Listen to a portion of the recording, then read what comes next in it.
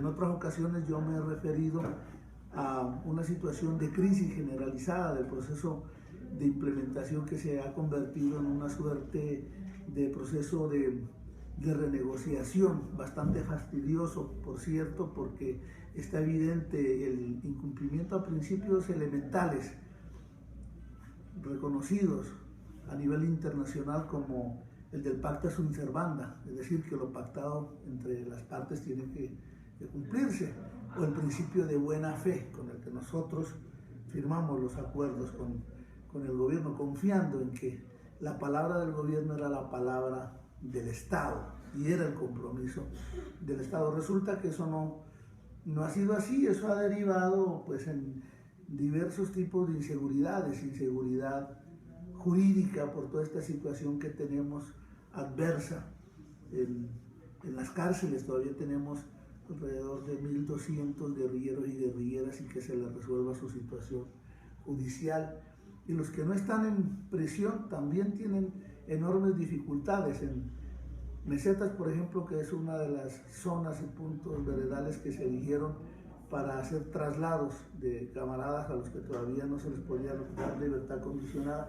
Ahí están esos compañeros, más de 400, sin resolvérseles de fondo su situación judicial. En los campamentos hay centenares de guerrilleros sin la amnistía administrativa, a los que ya se les ha dado amnistía no se les ha notificado.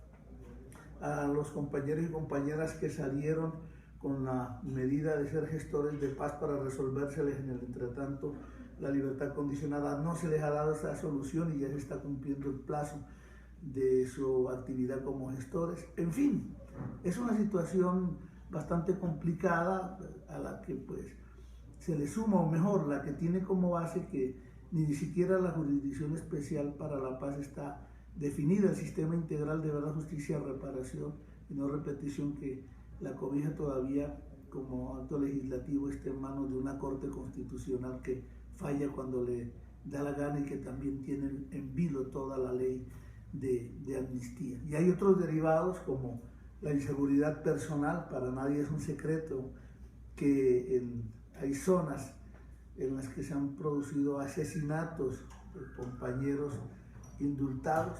Ya podemos sumar 16 guerrilleros que, habiendo salido a adelantar su proceso de reincorporación, han sido asesinados y 11 de sus familiares, lo cual se suma a alrededor de 120 dirigentes populares y comunales también asesinados en las áreas rurales donde están las zonas y puntos veredales por el paramilitarismo que sigue vivito y coleando. Y muchas de las que eran zonas y puntos veredales están sitiados, cercados por el paramilitarismo que ha tomado los territorios de donde se replegaron las FARC para avanzar hacia esos espacios de reincorporación, en espacios en los que tampoco hay seguridad socioeconómica porque ni siquiera se ha resuelto el problema de tierras, no hay donde adelantar los proyectos productivos que se requieren para adelantar un adecuado proceso de reincorporación. Entonces, mire, inseguridad jurídica, inseguridad personal, inseguridad socioeconómica, y pudiéramos agregar otra inseguridad que es la financiera. Hay una desfinanciación del proceso de paz porque nunca en el presupuesto 2017 se incluyó un solo rubro para ir adelantando la implementación, y ahora pues el gobierno no quiere comprometer más de 0.7 puntos del Producto Interno Bruto en todo el conjunto de los compromisos del Acuerdo General de La Habana. Entonces ese es el panorama en general, y quizás si hay algunos avances es en implementación normativa, en algunos actos legislativos, en algunas leyes y decretos que, como le dije hace un momento, pues casi todos, más del 90% están en vilo porque se encuentran en manos de la Corte Constitucional, que es la última que define su legalidad o no. Yo quiero decirles que en materia legislativa ha habido avances en relación con el punto 2, básicamente ahí puede haber algunas dificultades, pero que se han centrado en la definición de la creación de las circunscripciones especiales de paz. Hay mucho politiquero en el Congreso que quiere aniquilar la posibilidad de que las poblaciones victimizadas puedan tener esta discriminación positiva que fue la creación de este tipo de circunscripciones. Hay unas limitaciones también del equipo de voces de paz en el Congreso. Poco se le presta atención y poco se lo invita a la definición de las ponencias de sustentación normativa en el Congreso de la República. Y en lo que respecta a la participación en general al momento de la elaboración de las ponencias o la concertación de los proyectos que tienen que ver con normas que definen lo que está en los acuerdos. Hay un panorama crítico en relación con la implementación del acuerdo de reforma rural integral. Muchos proyectos sustanciales están radicados desde el mes de abril, pero a la fecha no han sido agendados para los debates.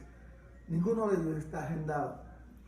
Se puede señalar también la importancia, como decía en su momento, el plan marco de implementación del acuerdo de paz en los 10 años siguientes. Este es de los aspectos más importantes, y ahí uno puede hablar de temporalidad, de financiación, inclusión, resultados, minimización de la participación social, universalización de las priorizaciones, de los procesos de transversalización, en lo que tiene que ver también con los enfoques de género y étnico y de las recomendaciones de política pública y medidas necesarias que desarrollen los elementos de contenidos en ese plan marco.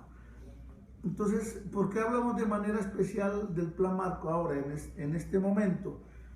Porque esta es como la sombrilla de garantía de la implementación de todos los puntos del acuerdo final de La Habana. ¿Qué tenemos, por ejemplo, en materia de temporalidad en cuanto a diferencias? Repito, el plan marco sería la garantía de implementación, pero ahí hay, desde hace 4 meses que tenemos debates, cuando el gobierno presenta un proyecto de manera tardía, porque lo presentó cuando ya habían pasado los 4 meses que daba el acuerdo para presentar. Ahí se comenzó un debate que todavía hasta el día de ayer se estaba dando y no hay definiciones.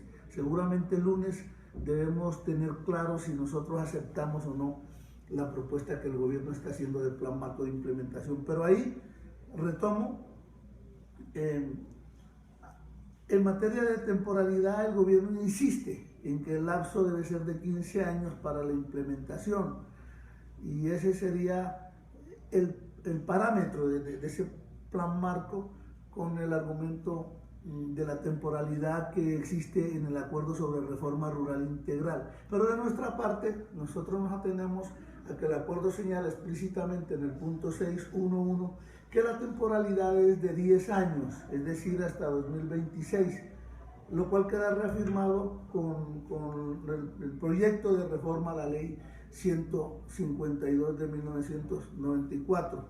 Esto, en términos simples, es que la financiación dividida entre 15 años para cada año da mucho menos que si la dividimos entre 10.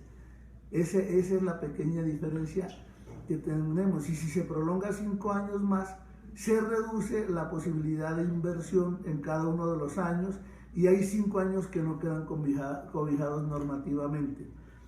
En materia de financiación, el gobierno está estimando una cifra de 129.5 billones de pesos, que serían como 0.7 a 0.9% del Producto Interno Bruto anual, lo cual a nosotros nos parece una cifra inaceptable por lo ridícula. Desde La Habana estamos diciendo que las inversiones, si queremos hacer verdaderas transformaciones, deberían ser del orden de los 4 puntos del Producto Interno Bruto, y hay muchas maneras de buscar las fuentes de financiación. Una de ellas debe ser reducir ese inmenso aparato militar y de defensa que existe en nuestro país, habida consideración pues de que ya la guerra contra las FARC termina. Las propias estimaciones y diferentes estudios sobre costos del posconflicto del gobierno se han situado en escenarios de entre 2 y 3 puntos del PIB al año, y según el marco fiscal de mediano plazo, el Plan Marco de Implementación para los años 2017 y 2018, para eso se debían destinar por lo menos 8 billones de pesos por cada año para la implementación. Pero en el presupuesto general de la Nación de 2017 y en la propuesta de ley de 2018 no se encuentran esos recursos. Entonces ahí también vemos que hay un desfase entre los mismos planteamientos que hace el gobierno. No se llega ni a la mitad de lo que el mismo gobierno ha planteado que se necesita o se requiere como inversión para que se hagan realidad los acuerdos. Sobre indicadores de resultados, hemos encontrado una reticencia absoluta para incluir indicadores de resultados y se asumen solo indicadores de gestión por parte del gobierno que no dan para hacer balance ciertos sobre ejecuciones prácticas de los acuerdos. Ni siquiera se trazan suficientes metas trazadoras. Y según los técnicos del gobierno, pues este acuerdo de La Habana es un acuerdo solo entre el gobierno y las FARC y no entre el Estado y gobierno, y que por eso no se puede comprometer al resto de ramas del poder público. Entonces, lo que se dice es que pese a que haya esfuerzos del Ejecutivo, hay variables sociopolíticas que no hacen posible llevar a buen término los propósitos del acuerdo final. Entonces se insiste en apegar los indicadores a acciones que se desprenden de compromisos de gobierno. Eso es absurdo porque para nosotros el compromiso es un compromiso de Estado. No se puede prescindir del resto de la institucionalidad diferente al gobierno. En la última versión que nos dieron esta semana del Plan Marco, pues nosotros logramos confirmar que las metas trazadoras no se incluyen suficientemente, que la participación social existe una marcada tendencia a relegarla a segundo y tercer plano en todos los componentes del Plan Marco, y nosotros creemos que el espíritu, la letra del acuerdo se deben respetar porque ahí hay suficientes indicaciones en cuanto a que la participación es la esencia del acuerdo.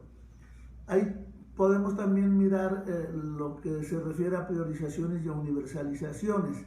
Nosotros comprendemos el carácter universal de la política pública, pero eso no significa que ese carácter debe ir en menoscabo de la priorización de los sectores sociales más deprimidos, de la población rural en general empobrecida, o de las mujeres o de los pueblos étnicos, como fue planteado en el espíritu del acuerdo, sobre todo en el punto de reforma rural integral. No se puede, por ejemplo, pretender que los 7 millones de tierra a formalizar, hectáreas de tierra a formalizar, o los 3 millones de hectáreas que se van a distribuir, que ahí entonces la universalización sirva para meter otra vez a sectores latifundistas, que es la pretensión del gobierno. Eso nosotros lo vimos, por ejemplo, en los proyectos que nos presentaron para definir lo de el acceso a uso de la tierra, donde quieren, cuando el acuerdo habla de facilitar el acceso de uso a pequeños y medianos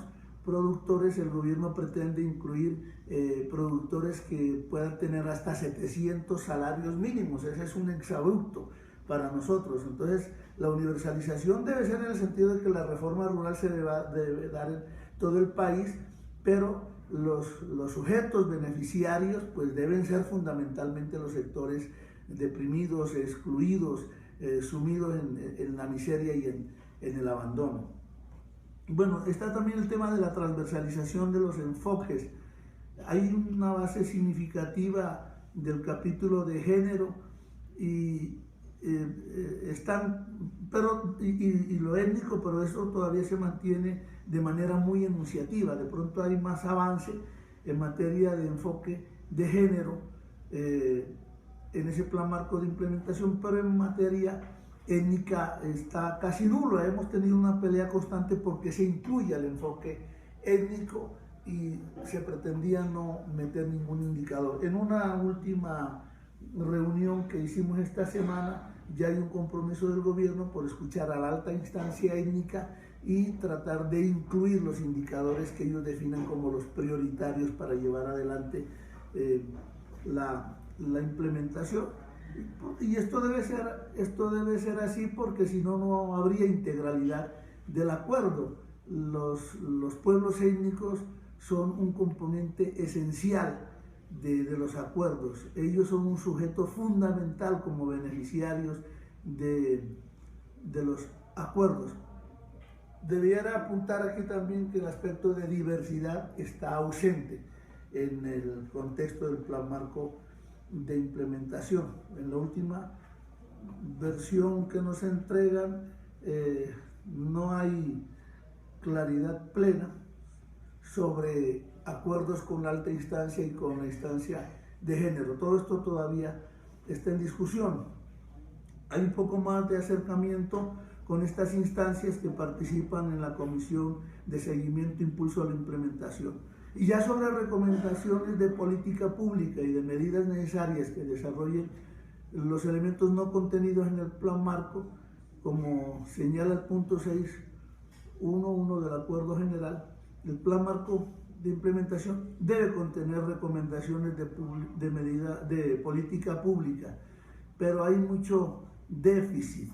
Ahí se debiera contener, así fuera de manera enunciativa, las recomendaciones de política pública sobre incluso elementos que no se contienen en el Plan Marco. Bueno, no los voy a saturar más de este tipo de información, pero quiero decir que si bien el Acuerdo General recogió